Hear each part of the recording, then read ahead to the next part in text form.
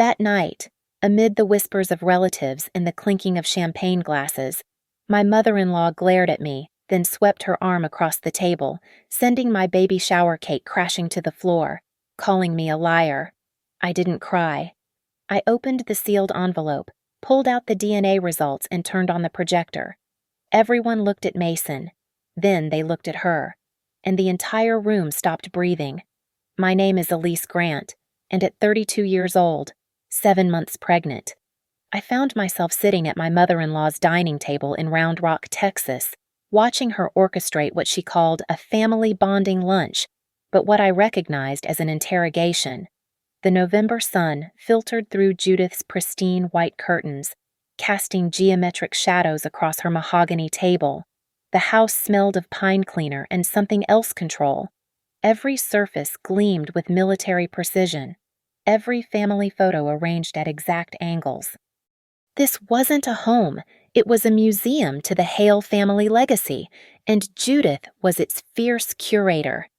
"More sweet tea?" Judith asked, her voice honeyed but her gray eyes sharp as glass. At 58, she maintained herself like a general maintains artillery, everything functional, nothing soft. Her auburn hair, chemically preserved in its original shade, was pulled into a severe bun that stretched her features taut. "I'm fine, thank you," I replied, my hand unconsciously moving to my swollen belly. The baby kicked, as if sensing the tension. Mason shifted beside me, his fork scraping against his plate. My husband, 34, brilliant with machines but helpless with people, especially his mother. His nervous habit of adjusting his glasses every few seconds told me he sensed danger but couldn't identify its source. "You know," Judith began, cutting her chicken with surgical precision. "I was looking at the calendar yesterday. Such interesting timing. Your pregnancy." The room temperature seemed to drop. Mason's cousin Beth, who'd been invited as a witness to this family gathering, suddenly became fascinated with her napkin. "What do you mean?"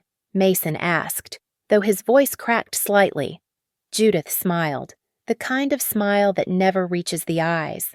"Well, dear, I'm simply observing. You were in Detroit for that conference in February, weren't you? 3 whole days.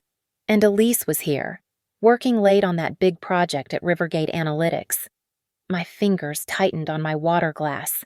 There it was, the accusation wrapped in observation, the poison dressed as concern. "Mom, that's—" Mason started, but Judith raised her hand. "I'm not implying anything, sweetheart. It's just that the Hale family has certain genetic markers. Did you know your grandfather was allergic to strawberries? Your father, too. It runs strong in our bloodline." She paused, letting the words settle like dust. "I do hope the baby inherits our traits. It would be such a shame if there were inconsistencies." Beth's eyes widened. She pulled out her phone, probably already composing the family group text. This was Judith's method: plant the seed, water it with doubt, then watch it grow into a forest of whispers. "Are you suggesting," I said slowly, each word deliberate, "that this baby isn't Mason's?" The clatter of Mason dropping his fork punctuated my question. Judith's smile widened. "Heavens, no, I'm simply sharing family history. Although," she leaned forward conspiratorially, "it would be so easy to put any concerns to rest, wouldn't it? A simple test after the baby's born? For the medical records, of course. We wouldn't want any surprises with allergies or genetic conditions." I felt the familiar pattern emerging, like watching a spider spin its web. First, the rumors to isolate me. Then, the family pressure on Mason. Finally, the solution that would give Judith control, probably suggesting we move closer, maybe into the guest house she'd been pushing, where she could monitor every breath I took. "That's enough, Mom," Mason said, but his voice lacked conviction. He was already drowning in the space between us. "I'm only thinking of what's best for everyone," Judith continued, now addressing Beth more than us. "In my day, families stuck together. We didn't have all these modern arrangements, working mothers, separate bank accounts, husbands and wives leading independent lives. It leaves so much room for misunderstandings. The pine scent grew stronger, mixing with the smell of pot roast and judgment. Outside, a dog barked, the sound sharp and sudden. Inside, the silence stretched like a tightrope. I stood, my chair scraping against the hardwood floor. "Thank you for lunch, Judith. We should go." "But dessert," Mason started. "We're leaving." I placed my hand on his shoulder, feeling the tension in his muscles. "Now." As we gathered our things, Judith delivered her final blow. "Do think about what I said, about the test. After all, if there's nothing to hide, there's nothing to fear. And Elise, dear, you do look tired. Are you sure you're not overworking? Stress can cause people to make poor decisions." Walking to our car, Mason beside me but miles away. I didn't respond to Judith's parting shot. I didn't cry. I didn't rage. I simply memorized every word, every inflection, every perfectly timed pause. Because Judith Hale had just declared war, she simply didn't know yet that I'd already started planning my counterattack. The pattern of control had started long before the pregnancy accusations. Looking back now, I could map Judith's tactics like a general studying enemy movements, each maneuver designed to tighten her grip on our lives. 3 months into my pregnancy, Judith had arrived at our house unannounced on a Saturday morning, carrying a folder of bank documents. "I've been thinking," she'd said, settling into our kitchen like she owned it, "about financial security for my grandchild."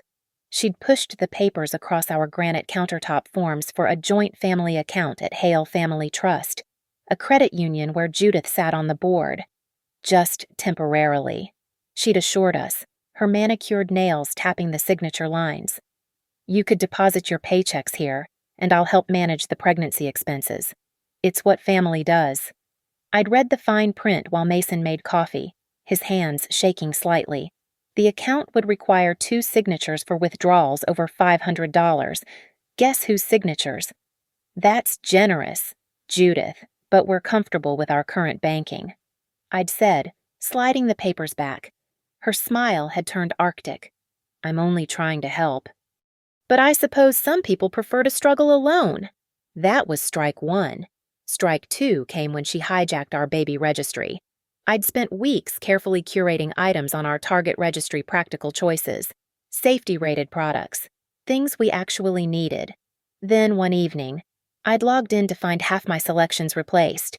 The Baby Bjorn carrier became an heirloom christening gown from Neiman Marcus. The Graco convertible car seat transformed into a vintage Silver Cross pram that cost more than my first car. I updated a few things. Judith had texted at 11:45 p.m., knowing I'd see it during my nightly bathroom run. The Hale family has standards to maintain.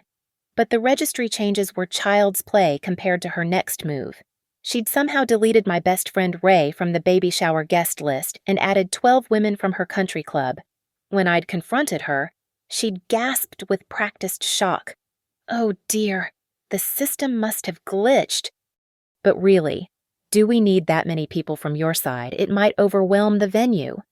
The most insidious violation, though, was the medical information leak.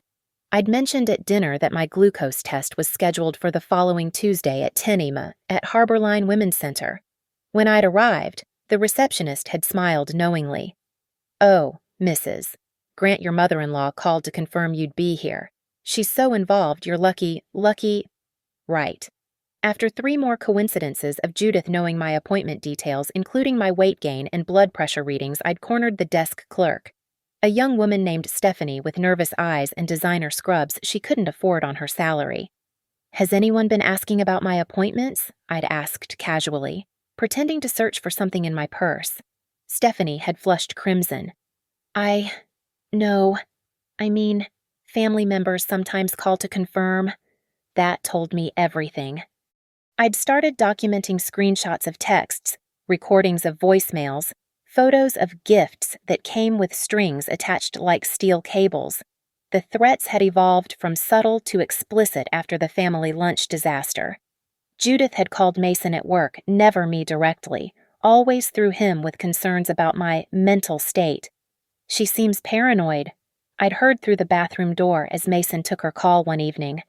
Maybe it's pregnancy hormones, but these accusations? Mom, she's not accusing you of anything. I know. Yes, I understand family loyalty.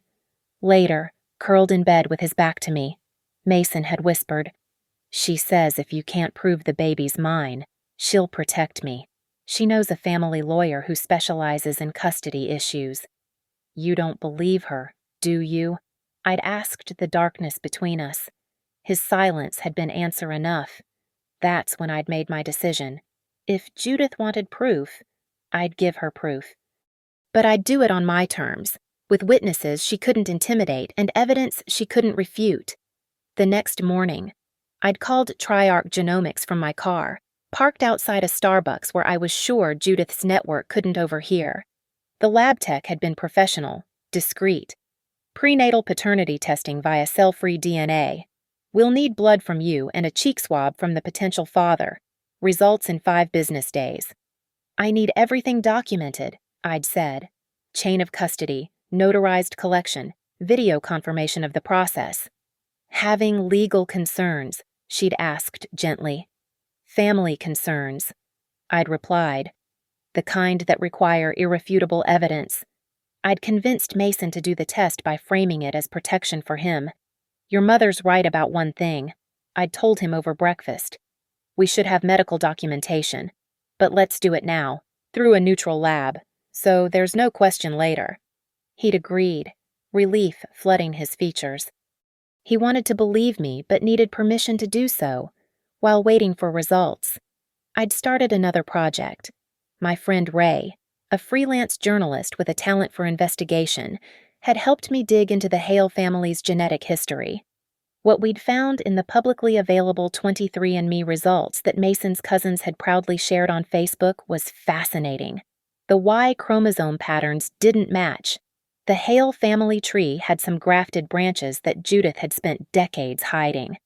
"This is dynamite," Ray had said, studying the data on her laptop screen. "She's been protecting a secret while attacking you for an imaginary one." It's not about revenge, I'd told her, though we both knew that was only partially true. It's about stopping her from destroying my family while protecting a lie about hers. The baby had kicked then, strong and insistent, as if agreeing with my plan. In 3 days, the DNA results would arrive. In 5 days, Judith's baby shower would take place, and in 1 week, either my marriage would survive, or I'd be raising this child alone. But either way, Judith Hale would never control our lives again. The anonymous email arrived on a Tuesday at 3:17 p.m., according to Mason's phone when he showed it to me. His hands trembled as he held the screen toward me, his face drained of color. "Someone sent this to my entire team," he whispered. "To my boss. To HR." The message was brief but devastating. Ask Elise Grant about her late nights with David Marterson at Rivergate Analytics. Some projects require very personal collaboration. David had been my supervisor 2 years ago, before his promotion to the Seattle office. We'd worked late many times along with our entire product team during launch cycles. But context doesn't matter when poison is dressed as concern. The air conditioner hummed in our living room, its mechanical breathing the only sound as I read and reread the message. My fingers found the pen on the coffee table, clicking it rhythmically. Click, click, click, while my mind raced through possibilities. "You don't believe this," I said. Not a question. A test. Mason sank into the armchair across from me, his head in his hands. "I don't know what to believe anymore. Mom says, your mother says a lot of things." I kept my voice level, though inside I was screaming. When did she start saying them, before or after this email arrived? His silence told me everything. Judith had known about the email before Mason did. Maybe she'd even sent it. That night, I called Ray. "I need your help documenting everything. And I mean everything." Already on it, she said. I could hear her fingers flying across her keyboard. I've got screenshots of Judith's Facebook posts where she's been laying groundwork comments about modern women and the importance of family values. She's been building a narrative for weeks. While Mason slept fitfully beside me, I made my own plans. The next morning, I drove to Triarch Genomics personally to check on my test results. The building's glass exterior reflected the Texas sun like a promise of transparency. "We can expedite the results," the lab technician offered after I explained my situation professionally, without the messy details. 24 hours for an additional fee? "Do it," I said, pulling out my personal credit card. "And I need a witness for the unsealing, someone unconnected to either family." I hired a notary public named Marcus Williams, a retired judge who now worked part-time certifying documents. He had kind eyes and a grandfather's patience as I explained what I needed. "Family disputes over paternity can get ugly," he said, adjusting his wire-rimmed glasses. "Smart to document everything properly." Ray and I spent the next 3 days building our case like prosecutors preparing for trial. She'd discovered something interesting in her research. The timing of Judith's concerns aligned perfectly with Rivergate Analytics announcing my promotion to senior product manager, the promotion Mason had forgotten to mention to his mother, who found out through LinkedIn. "She's not worried about paternity," Ray observed, spreading printed emails across my dining table. "She's worried about power. You're becoming too successful, too independent. The baby is just her weapon." We photographed everything, the bank statements showing Judith's payments to someone named S. Morrison, Stephanie Morrison, the reception desk clerk at Harborline. We later confirmed. Screenshots of deleted registry items with timestamp data. The original shower guest list before Judith's modifications. I also made a strategic decision. I reached out to Mason's cousins who'd shared their genetic testing results online, asking innocent questions about family health history for the baby's medical records. They were eager to help, sending me detailed reports they'd downloaded from ancestry sites. The pattern was unmistakable. The Y chromosome lineage showed a break between Mason's generation and his grandfather's. Either someone in the family tree wasn't who they claimed to be, or Judith had her own secrets about paternity.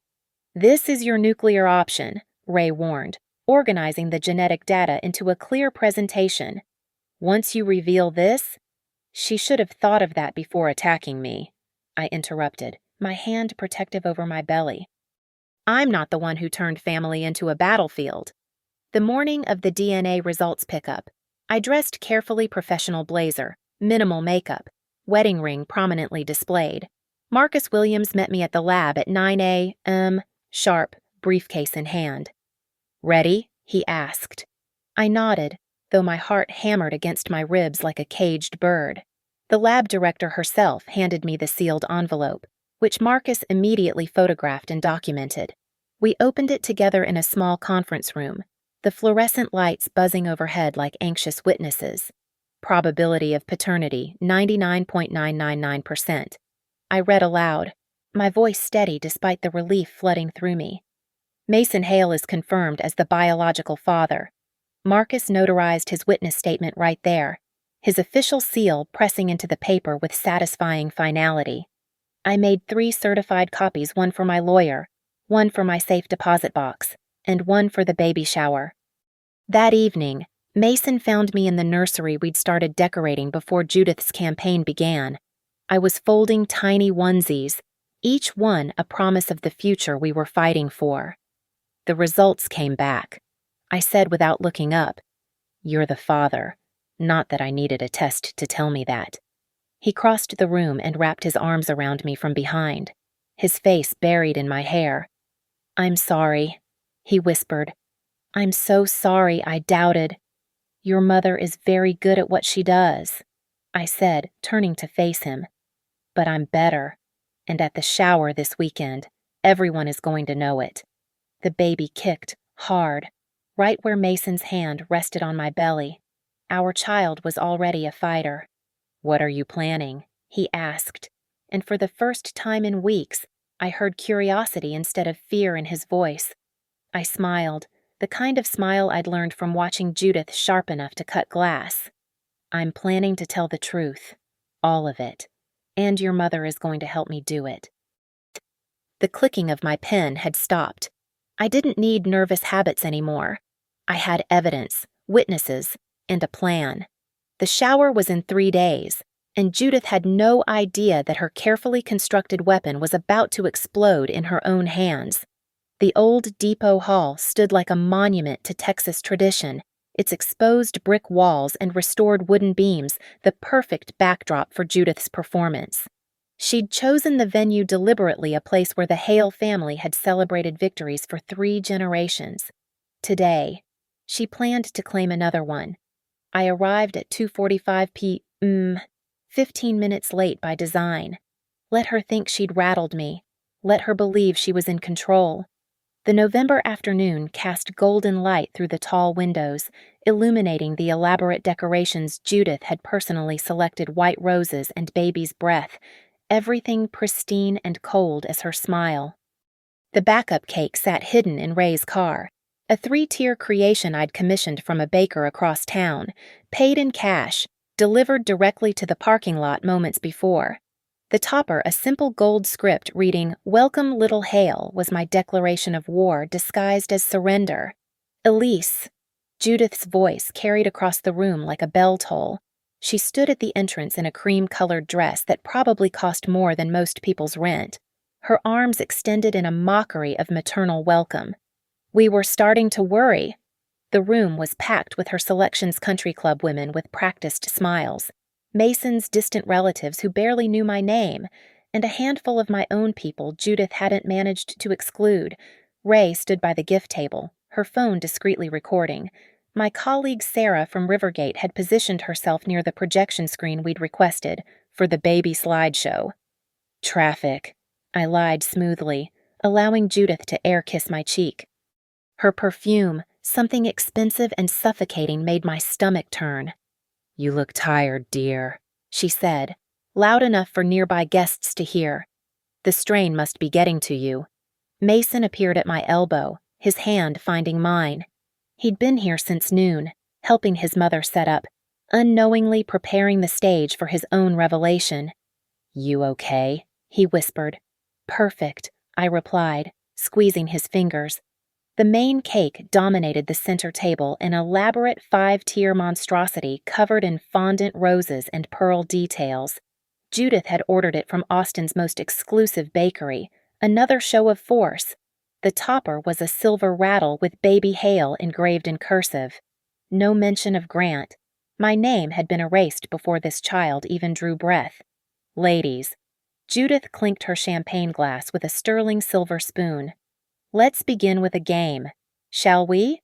We'll go around and share our predictions about the baby. Who do we think the little one will resemble?" The trap was so obvious I almost admired it. Each woman would speculate about features, genetics, family traits, all while Judith nodded knowingly, planting seeds of doubt with every raised eyebrow. Mason's Aunt Beverly went first. "Oh, definitely the Hale eyes. That distinctive green. It's been in the family for generations." "Yes," Judith agreed, her gaze sliding to me. "Family traits are so important, so telling." The ceremony proceeded like a choreographed dance. Gifts were opened with commentary about family traditions. Photos were taken with Judith prominently centered, and through it all, she maintained her narrative with surgical precision. At 4:20 p.m., she made her move. "Before we cut the cake," she announced, "I'd like to say something." The room hushed. Someone dimmed the lights slightly, adding theatrical shadow to Judith's performance. "Family," she began, "is about blood, about legacy, about truth." Her eyes found mine across the room. "In the Hale family, we've always valued honesty above all else, haven't we, Mason?" My husband shifted uncomfortably. "Mom, which is why," she continued, her voice rising, "it's so important that we know exactly who we're welcoming into our family, that we can trust in the authenticity of our bonds." The whispers started soft rustles of speculation rippling through the crowd. I remained still, my hand resting on my belly where our child turned and kicked, as if sensing the storm about to break. Judith moved toward the cake, her movements deliberate and graceful. "Sometimes," she said, lifting the silver cake server, "we discover that things aren't quite what they seem, that perhaps we've been deceived." She raised the server high, and for a moment, I thought she might actually cut the cake properly. Then her wrist turned, her arm swept sideways, and the entire top tier crashed to the floor. Frosting splattered across the hardwood, fondant roses exploding like sugar shrapnel. "Oh!" she gasped with practiced shock. "How clumsy of me!" But then again, her voice turned sharp as the knife she still held. "Accidents happen when we're dealing with lies, don't they?" "Elise." The room erupted, gasps, shocked murmurs, someone's champagne glass hitting the floor with a crystalline crash. Mason stepped forward, but I caught his arm. "It's okay," I said, loud enough for everyone to hear. "Accidents do happen, like accidentally revealing family secrets while trying to hide them." Judith's smile faltered for just a second, barely visible, but I caught it. "Ray," I called out calmly, "could you bring in the backup cake? I had a feeling we might need it." The room watched in stunned silence as Ray wheeled in my cake, simpler than Judith's, but elegant, with "Welcome, Little Hale" prominent on top. My claim, my territory, my child's name. "And Sarah," I continued, pulling the sealed envelope from my purse, "could you help me with the projector? I have something everyone needs to see." Judith's face had gone pale beneath her careful makeup. "What are you doing?" "Exactly what you wanted," I replied, breaking the notary's seal with deliberate slowness. "I'm providing proof about family bloodlines. All of them." The projector hummed to life, casting blue light across the white wall. The room held its breath as I walked to the front, my heels clicking against the floor in rhythm with my racing heartbeat. Behind me, the destroyed cake lay like a crime scene, frosting blood pooling on the floor. "You wanted the truth about paternity?" I asked, meeting Judith's gaze directly. "Then let's have it. The whole truth. Starting with this." I held up the DNA results, the official seal catching the light like a promise of justice about to be served. "Before we discuss DNA," I said, my voice cutting through the stunned silence, "let's talk about privacy violations and criminal conspiracy."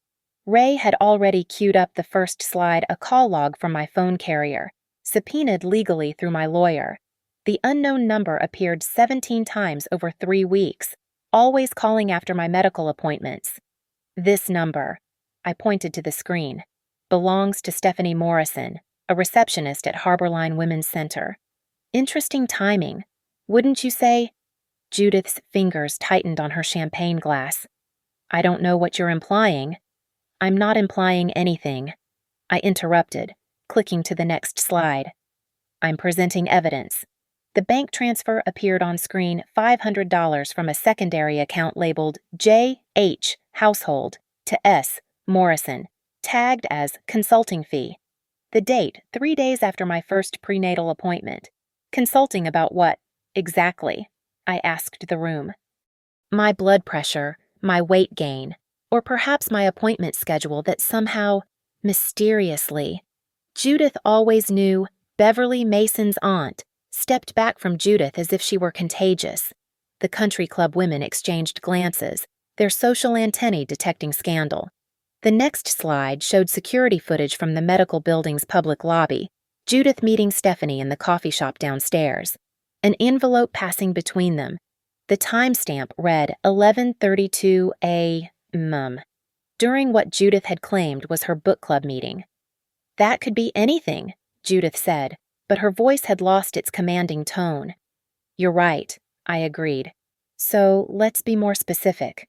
Ray clicked to the next slide screenshots of text messages between Judith and an unknown number, obtained when Stephanie, facing potential federal charges for HIPAA violations, had cooperated with my attorney. "Patient arrived 10 minutes early. Glucose test normal. Next appointment November 15 at 2 p.m. Each message corresponded exactly with my medical visits. The room's atmosphere shifted from shock to disgust. "You paid someone to spy on my medical care," I stated flatly. "That's a federal crime. Judith, HIPAA violations can result in up to 10 years in prison." Mason had gone rigid beside his mother. "Mom, tell me you didn't—" "I was protecting you," Judith snapped, her composure finally cracking. "Someone had to look out for your interests when she," pointing at me, "was obviously hiding something." "What was I hiding?" I asked calmly. "Let's see, shall we?" Sarah changed the slide to show the email trail the anonymous message about David Marterson, traced through IP addresses to a computer at the Round Rock Public Library. The next slide security footage of Judith at that library computer at the exact time the email was sent. "You tried to destroy my reputation at work," I continued. "You attempted to end my marriage. You violated federal privacy laws, all because you couldn't control me." The room had become a tribunal. The baby shower guests transformed into jury members. Someone near the back started recording with their phone. Good. Let this spread through Judith's social circle like wildfire.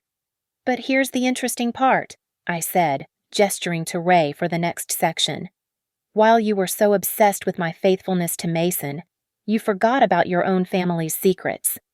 The presentation shifted to a family tree public information from ancestry websites, compiled from the DNA tests Mason's cousins had proudly shared on social media. The Y chromosome data appeared in clinical detail. "For those unfamiliar with genetic markers," I explained, my voice taking on a teaching tone, "the Y chromosome passes virtually unchanged from father to son. It's like a genetic signature of paternal lineage." The tree highlighted Mason's data, then his cousin Jeffrey's, then their uncle Robert's. All three shared identical markers. Then, highlighted in red, the previous generation where the pattern broke. Mason's grandfather, William Hale, has a different Y chromosome pattern than his supposed son's, I stated, which means either there was an adoption nobody talks about, or— I let the implication hang in the air like smoke from a fired gun. Judith's face had transformed from pale to ashen. "You don't know what you're talking about." "I know exactly what I'm talking about," I countered. "You've spent 40 years protecting a family secret while attacking me for an imaginary one. You knew Mason might not be William Hale's biological grandson, which is why you were so desperate to discredit my pregnancy. Projection at its finest." Mason stared at his mother as if seeing her for the first time. "Is this true?" "Those tests can be wrong," Judith stammered. "Contamination, mistakes, multiple tests from multiple family members, all showing the same break in paternal lineage." I shook my head. "The only mistake here was your assumption that I'd roll over and take your abuse." The projector continued its relentless revelation. Email after email where Judith had discouraged family members from taking DNA tests. Her panic when Mason had mentioned wanting to trace the family genealogy. Her insistence that family is more than blood whenever certain topics arose, hypocrisy in its purest form. "But let's return to why we're really here," I said, pulling out the sealed envelope from Triarch Genomics. "You wanted proof of paternity? You demanded to know who the father of my child is." I broke the seal slowly, the sound sharp in the silent room.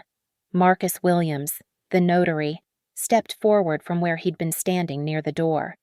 "For the record," he announced in his judge's voice, "I witnessed the collection, sealing, and chain of custody for this test. Every step was documented and legally verified." I pulled out the report, holding it high enough for everyone to see the official letterhead, the raised seal, the certifications. "Would you like to read it, Judith?" I offered, extending the papers toward her. "Or should I—" She stood frozen, her entire empire crumbling around her like the cake she'd destroyed at her feet. The silver cake server lay in the frosting like a fallen sword. "I'll read it," Mason said suddenly, taking the papers from my hand. His voice was steady now, resolved. He'd chosen his side, finally, and it wasn't too late. The room leaned forward collectively as Mason began to read, his words about to shatter the last of his mother's carefully constructed lies. Mason's voice filled the silent hall, each word precise and clear as a bell toll. Test performed by Triarch Genomics, case number 74926. Cell-free fetal DNA analysis conducted on maternal blood sample collected November 8, 2024. He paused, his eyes finding mine before continuing. Combined with paternal buccal swab collected same date, chain of custody maintained throughout processing. The technical language seemed to hypnotize the room. Even the whispers had stopped. Results, Mason continued, his voice gaining strength.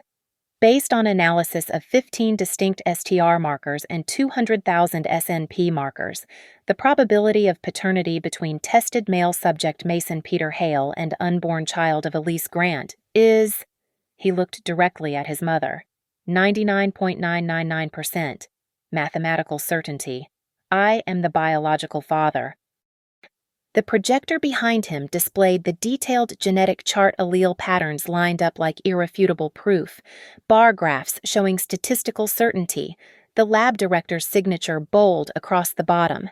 Someone gasped Beverly, maybe, or one of the country club women. The sound broke the spell, and suddenly everyone was talking at once. "This is fabricated," Judith's voice cracked like a whip. "These private labs, they'll say anything for money." "Which is why," I interrupted calmly, "I arranged for verification." Sarah clicked to the next slide, a video call setup. Within seconds, Dr. Patricia Holbrook appeared on screen, her credentials visible on the wall behind her PhD in genetics from Johns Hopkins.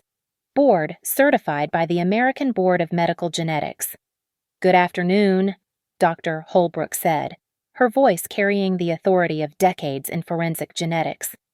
"I understand there are questions about the validity of test 74926. "This is ridiculous," Judith started, but Mason held up his hand. "Dr. Holbrook," he said, "could you verify the authenticity of these results?" "Certainly. If you'll look at page 3 of your report, you'll see the verification code at the bottom. Please read it aloud." Mason read the 16-digit code. "Doctor." Holbrook typed on her end, then nodded. "This code corresponds exactly to the test in our system. The samples were processed in our CAP-accredited laboratory under strict protocols. The chain of custody documentation shows no gaps or irregularities. These results are court-admissible and scientifically irrefutable. But tests can be faked," Judith tried again. "Ma'am." "Doctor." Holbrook's tone turned sharp. "Are you suggesting our laboratory, which handles evidence for federal cases, would risk its license and my 30-year career to fake a routine paternity test? Because that's a serious accusation that my legal department would be very interested in discussing." Judith's mouth snapped shut. "Furthermore," Dr. Holbrook continued, "the prenatal testing technology we used, cell-free fetal DNA analysis, has been validated in over 10,000 peer-reviewed studies. The chance of error with these match percentages is less than 1 in 10 billion. Statistically speaking, it's more likely for someone to win the lottery 5 times consecutively than for these results to be wrong." "Thank you, Dr. Holbrook," I said.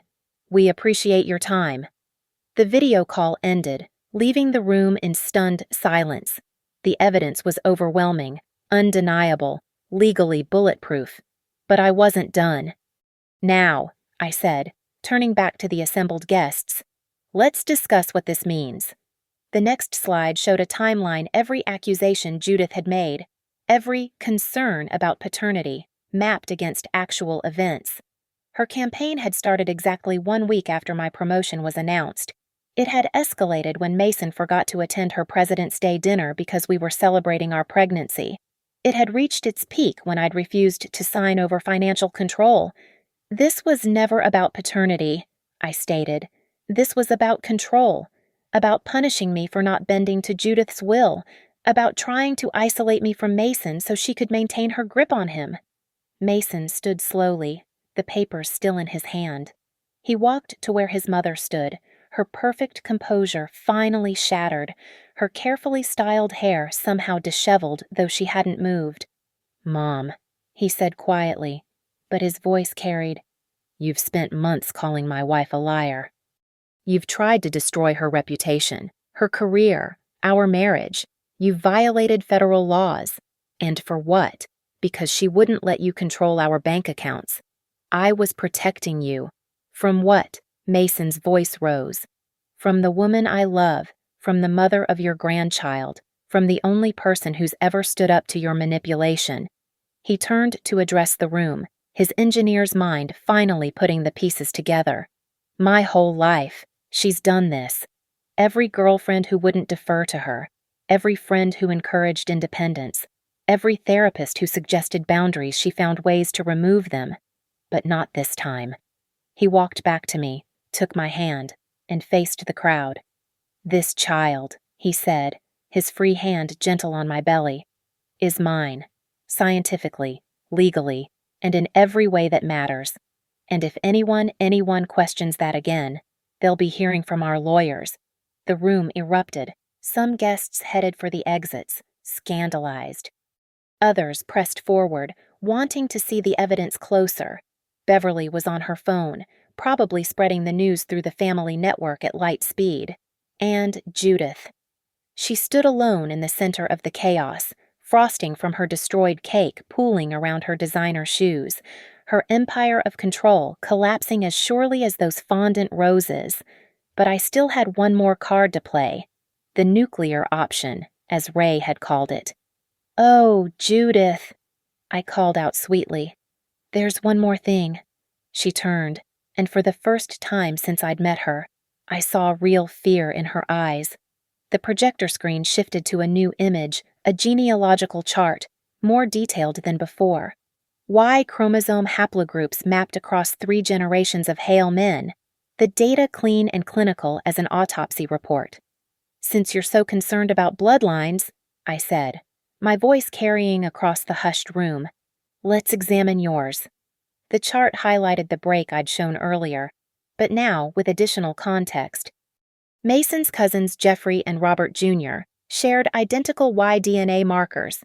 So did their fathers, Robert Sr. and James. But William Hale the patriarch, the foundation of Judith's dynasty, carried completely different markers. For the non-scientists in the room, I explained, moving closer to the screen. This means one of 2 things. Either William Hale wasn't the biological father of his supposed sons, or... I clicked to the next slide, an old newspaper clipping from the Austin American-Statesman, dated 43 years ago. "William and Judith Hale celebrate adoption of twin boys." Or the sons were adopted? I finished, which would be perfectly normal, except... The next slide showed an email thread from 5 years ago. Judith writing to her sister, "We've never told them. After all these years, why upset everything? Blood doesn't matter when you've built a legacy." The room seemed to hold its collective breath. Mason stared at the screen, then at his mother, his face cycling through confusion, recognition, and finally understanding. "We're adopted." His voice came out strangled. "James and Robert. They don't know." Judith's carefully constructed facade finally crumbled entirely. "It wasn't supposed to matter." "Not supposed to matter," I interrupted, my voice sharp as winter ice. "You've spent 3 months terrorizing me about bloodlines and paternity while hiding the fact that your own sons aren't biologically Hales." I advanced toward her, each step measured and deliberate. "Every accusation you made about my child not being a real Hale was projection. Every demand for DNA tests, every insinuation about authenticity, you were terrified someone would discover your secret." "You don't understand," Judith said, her voice smaller than I'd ever heard it. "William's family. They had expectations. The Hale name, the inheritance, the trust funds, it all depended on blood heirs. If they knew, so you built your entire life on a lie," I stated.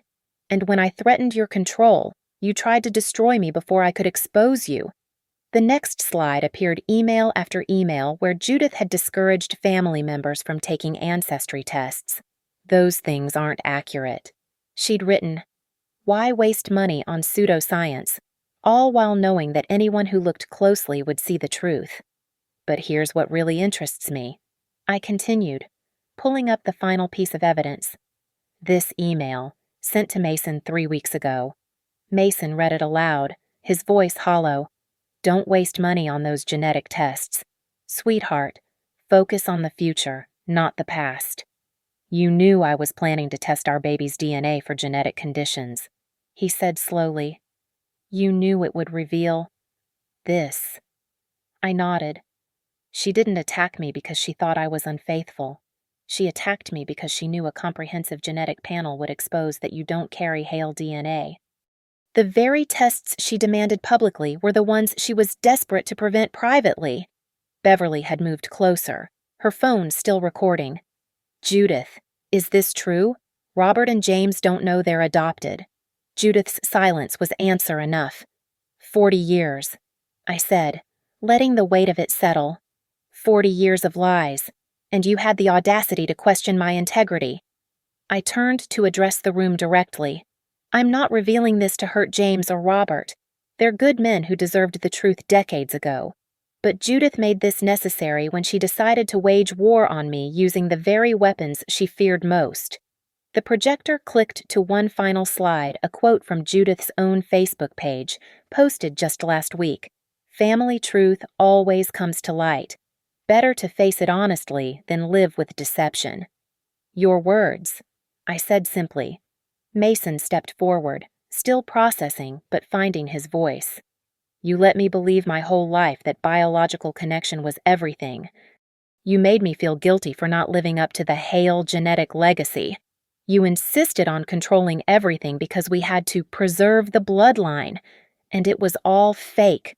The love wasn't fake," Judith whispered, tears finally breaking through her perfect makeup. "No," Mason agreed. "But the control was, the manipulation was, the cruelty to Elise was." He turned to me, his decision made. "Show them the rest." I pulled out the second envelope, the one from my attorney. "This is a cease and desist order. Any further harassment, defamation, or attempts to interfere with our family will result in immediate legal action. The evidence presented today has been documented and notarized. Copies have been provided to our attorney, the district attorney's office, regarding the HIPAA violations, and will be made available to James and Robert should they request them." Judith swayed on her feet. Someone not Mason steadied her. "You have a choice," I continued.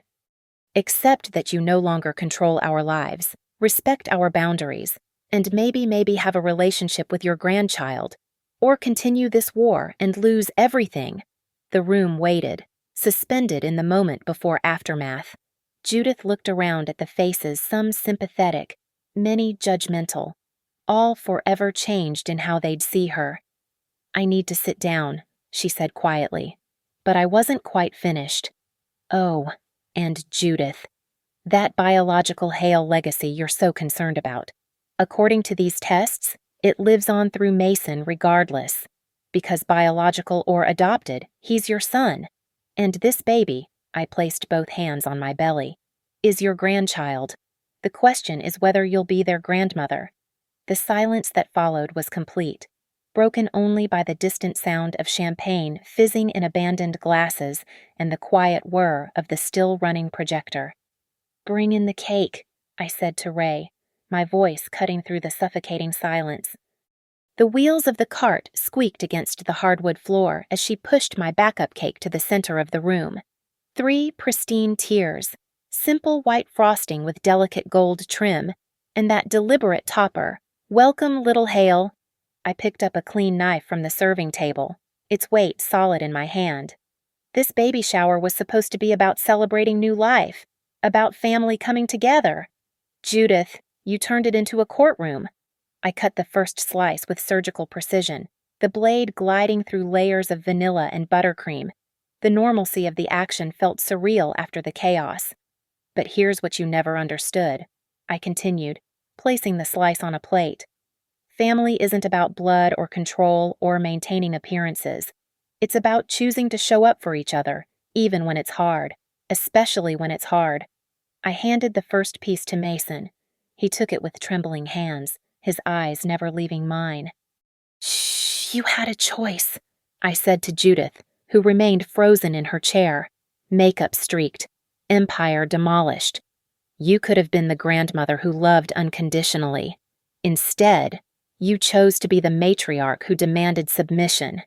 The second envelope felt heavier than the first as I placed it on the table beside her. The law firm's logo, Firmwell and Morrow, stood out in raised gold lettering. "Inside this envelope," I announced to the room, though my words were meant for Judith, "is a formal notice from our attorneys. It states the following." I didn't need to read it. I'd memorized every word. 1. All harassment, whether direct or through third parties, must cease immediately. 2.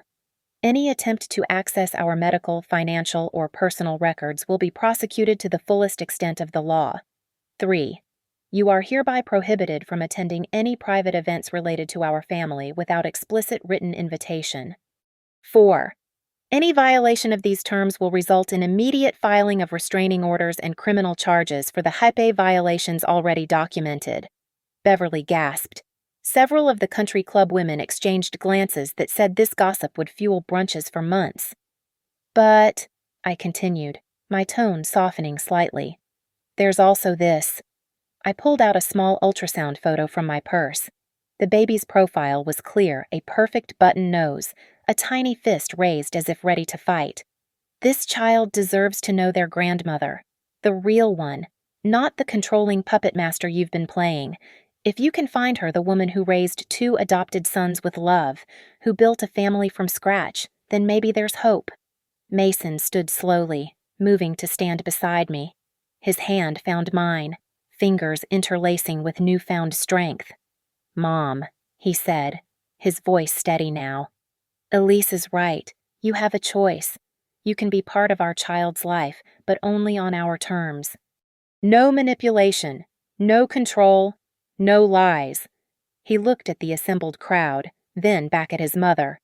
"The truth is out now. James and Robert deserve to know. You can tell them yourself, with whatever dignity you can salvage, or they can find out through the family gossip network. But either way, the secrets end today."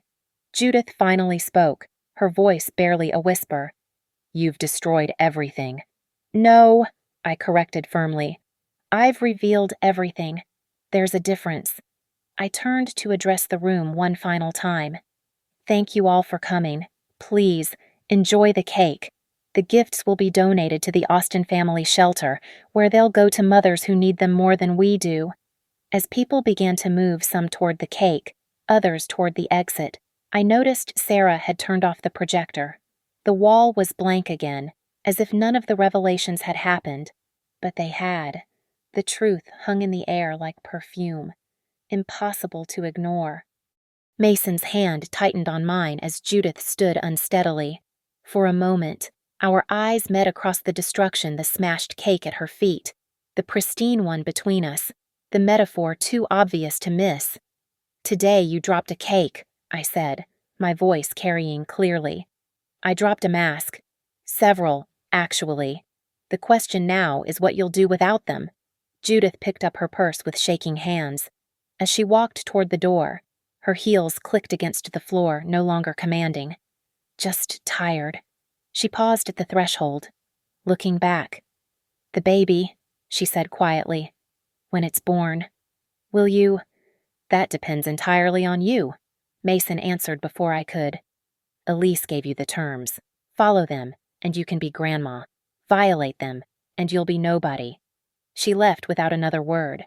The room seemed to exhale collectively. Beverly approached tentatively. "Elise, I had no idea about any of it." "Most people didn't," I replied. Judith was very good at keeping secrets. Until she wasn't. As the remaining guests mingled awkwardly, eating cake and processing the drama they'd witnessed, Ray appeared at my elbow. "That was absolutely savage," she whispered admiringly. "Remind me never to cross you." I smiled, exhaustion finally hitting me. I didn't want this fight, but once it started, I wasn't going to lose. Mason wrapped his arm around my shoulders, pulling me close. "We should go," he murmured. "You need to rest." As we walked toward the door, I looked back at the scene, the destroyed cake, the empty projector screen, the whispers already starting about what they'd witnessed. In trying to destroy me, Judith had destroyed herself. Poetic justice, perhaps, but I took no joy in it. My hand found my belly, where our child turned and settled.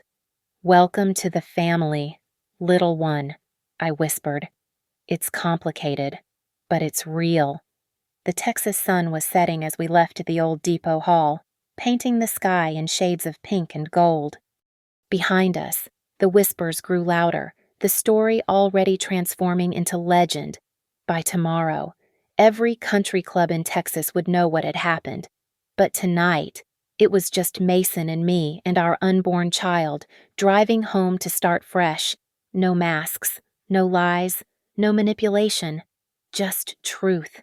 Finally, after all the battles, just truth. Thank you for listening to this story of family, betrayal, and ultimate vindication. I'd love to know where you're listening from.